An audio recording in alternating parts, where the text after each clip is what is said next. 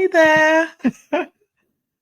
Thank you so much for joining me once again on this YouTube channel.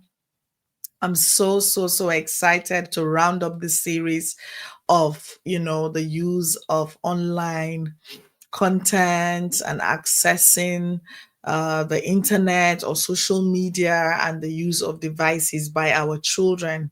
I have shared, really important steps to take and the why as to why you need to be the one setting the environment and the control within the household. I have also shared with you the do's and don'ts, and I've shared with you the reason why ensuring your children are safe in the different groups they join, especially on WhatsApp, is very crucial. And now I'm going to talk to you about the adverse impact, the negative impact on our children um, of excessive exposure to online content, and that is not very healthy for them, and the long hours that children and young people are spending on TikTok, on Instagram, on Snapchat, YouTube, and the likes of them. So if you have watched the series from the very first part, I did establish the fact that watching videos on YouTube or accessing these platforms is not wrong per se. However, everything in moderation. Everything should be done in moderation. And for a young child, and basically a child, regardless their age, it's very important to control, the measure or the level of access they get, because there is a lot of influence going on in those rooms. There is a lot of influence going on in the videos. In one of the parts, I talked about the subtle uh, behavioral pattern that your child could pick on, the learned behavior, the learned mannerisms that are negative and unhealthy that children could pick on when they are accessing certain content that do not align with your values as a family, that are not healthy for their minds. And so I have encouraged you, parents, that you need to censor what your children are watching. You need to censor and be sure of where they are.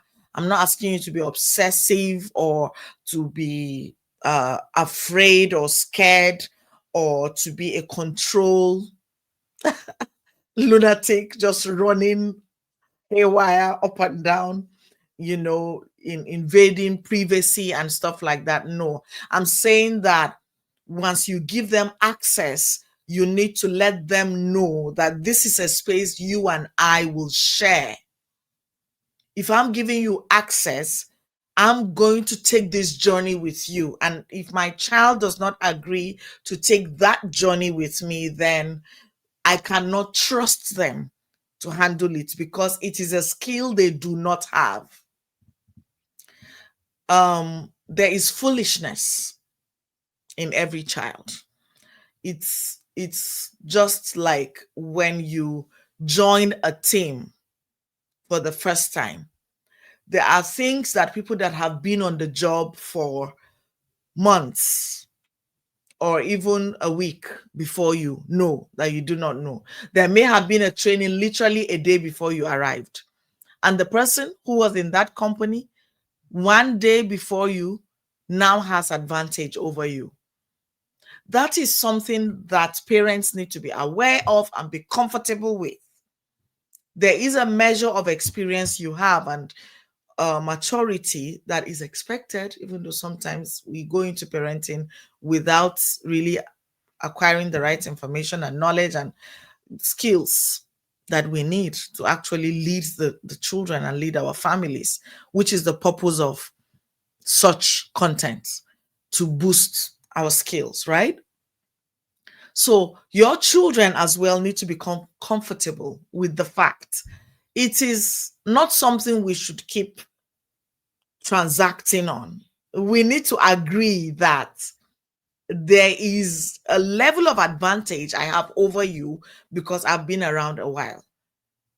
There is an African adage that says, what an elder sees sitting down, a child, no matter how tall an Iroko tree, what is the comparison of that? A palm tree or a cedar tree, no matter how tall it is, and a child climbs it, that child may not see the things that the adult or the elder is seeing sitting down. It's not because of anything but experience and time of practice and acquisition of capacity and skill. So, have conversations with your children to become comfortable with this known fact that my counsel to you and my guidance to you as a parent comes from a place of knowing certain things that you do not know. And while you are under my care, I have the responsibility and the job to guide you. And so it should not be different when it comes to social media. Children should not become authorities of their own because phones have been handed out to them. Children should be able to work with their parents to build up a healthy system of use. Okay? Does that make sense? I hope so. So this is very crucial. So I just needed to just say that and put that out there. So there's no contest, there's no competition. We're providing the guidance. And if you're going to take the phone from us and use it, then you're going to work with us. Okay? So that is very, very important. Now, why is it important for us to reduce exposure? So many reasons. There are so many reasons. I've talked about learned behavior. I've talked about mirror neurons. They can pick up things and begin to do it. However, let's talk about mental health issues briefly.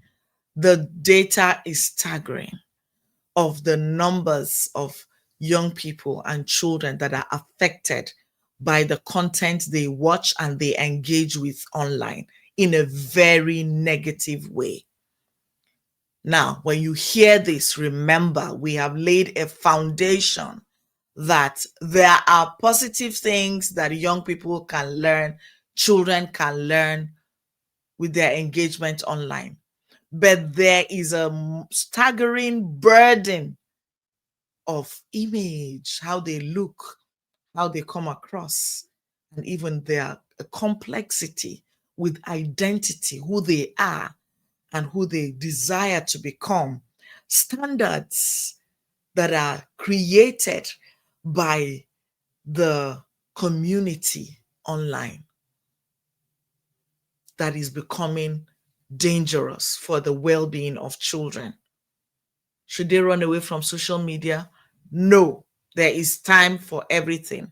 When it is time for them to engage with social media, they should, but it should be done in a way that is guided. So I just want to call your attention, dear parents. Do not be ignorant of the burden that being in those WhatsApp groups puts on your child. It's so much pressure from friendship groups, so much pressure from, when they show up, the outfits, the comparison. They tell you what's on their head, what's on they're wearing on top, what's down, and what shoes they are wearing. They just name the designer and they count. And I was looking at a young person, and in a group of young girls, and people were like, the names of different designers, and this girl goes like, my mom, Temo, Shane, and she's like, the shoe, she's like, my sister. And I loved it. Because that's a sign of a child that is confident about who she is and her identity, knowing that the fact that I'm wearing a top my mother used and gave me is still good, and my pants are from Temu, and my hat is from Shein, or my scarf is from Shein, and my shoes is was handed down to me by my sister, does not reduce me or my value in any way. Do your children know that? Do they know that they are not defined by the fine lines of their eyebrow, or the smoothness of their skin, or the glow, or the pose, or the the things that trend on social media that can suddenly put a pressure on a young person, on a child, to appear a certain way, to behave a certain way, and to be a certain way? Are you aware of the burden that it puts on them? If yes, they can take a break. They can take a break. We're going to talk about breaks as we round up. Final area that I'm going to touch on where children and young people are being affected is intellectually. Their brains. Their brains. Science says that the human mind absorbs about, okay, well, it receives about 11 million bits of information per time. I mean, science keeps improving. Maybe that date information has been upgraded, right? Because researches keep happening every day and they keep finding new things. But the last time I checked, that was the number of bits of information that are received by the human brain. However, the brain can only process 7%. 7% of 11 million gets processed and used in a positive or beneficial way for the human being. So imagine if the brain of your child continues to receive more and more and more. But in the grand scheme of things, what benefits them? 7% per moment. So the question is, how much do children really need to watch? How much do children really need to see? How much do children really need to be engaged in? Not that much. For it to benefit them, whether it's for entertainment, to make them laugh, feel refreshed, or feel connected to the world out there, they don't really need that much. So you knowing this now should make you feel comfortable as a parent if you were to deprive your children of some content for a bit, just so that their brains can take a break, have a chill for some time, so that the brain can be maximized for productivity. This is crucial for their developmental growth and achieving their milestones as children develop and grow. Now, the final thing I'm going to say is this. You could actually do a social media detox. Yeah, you could do a YouTube detox. Take a break with your children from social media, from watching series and movies. Last year, from um, um, October last year, 2024, my children and I took a break from YouTube, movies, and any kind of content for October, November, and December. And we built up to Christmas Day and we watched our first movie. We returned back on the grid on the 25th of December. What did we do? What did we do? We stayed away from that incessant watching. I selected what we will watch over the weekends, and they were documentaries about animals and countries. and videos about, how to do things in an easy way. And we watch one or two in a weekend. And then we watch an inspirational movie together on a Sunday evening. That we did for 6 weekends. So no gaming, no tablets. We packed the tablets, everything, put them away. And the TV remote was in my room for the week. And when it's time to watch together as a family, I'll go downstairs with the remote, play the documentary, and we watch it together. It was so good. It was so good. No longer will your child be jittery and shaky if you say to them, oh, time up. And they're like, no, one more episode, please. They lived life without it and saw that, oh, they could do without it. What did we also replace that all that time with? We went to the library, got books. It was the best period of reading for my daughters. My younger daughter, who had not caught on with reading books from the front page to the back page, she would start and stop. That was the period she built and boosted her interest in reading.